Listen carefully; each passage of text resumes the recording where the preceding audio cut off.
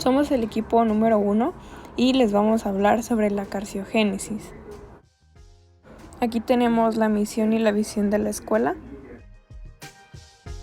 Y bueno, comenzando con el tema, las células normales crecen, se dividen y mueren de manera secuencial.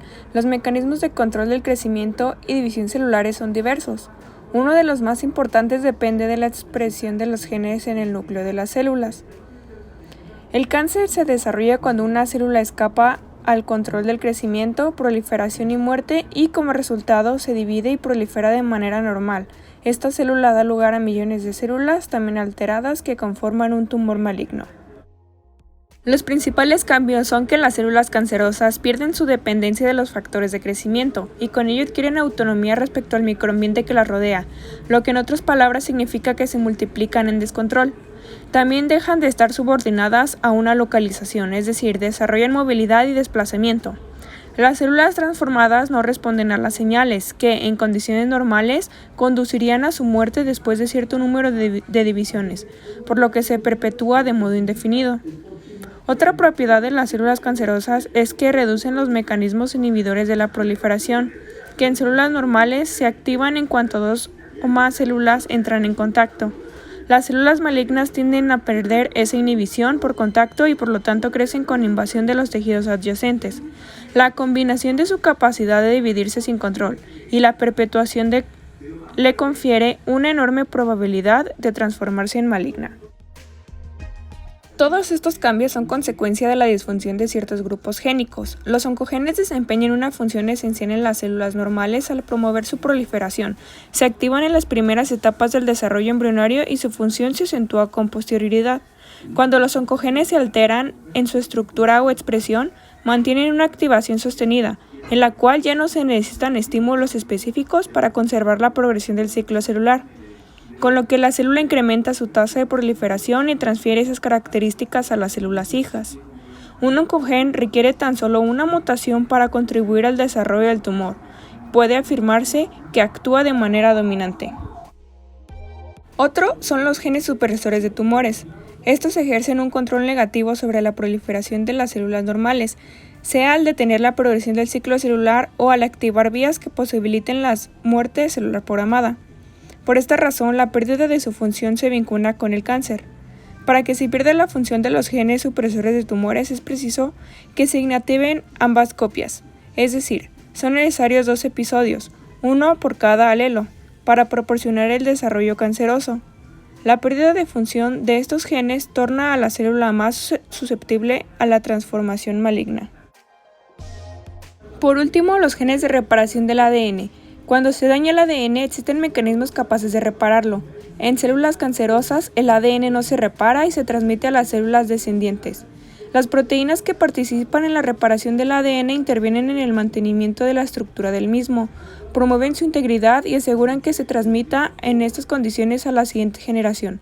Por lo general, las proteínas de reparación detectan el daño del ADN e intentan revertir las mutaciones por medio de la transducción de señales, al actuar en diferentes niveles del ciclo celular y activar mecanismos de reparación muy complejos. La interacción de estos 3 grupos de genes, que son los oncogenes, los genes supresores de tumores y los genes reparadores del ADN, tienen como función principal controlar los mecanismos de proliferación, diferenciación y muerte celular. Por otro lado, el proceso de carcinogénesis se puede dividir en 3 etapas. En la primera etapa, que es la iniciación, hay un cambio permanente y heredable que altera el ADN celular.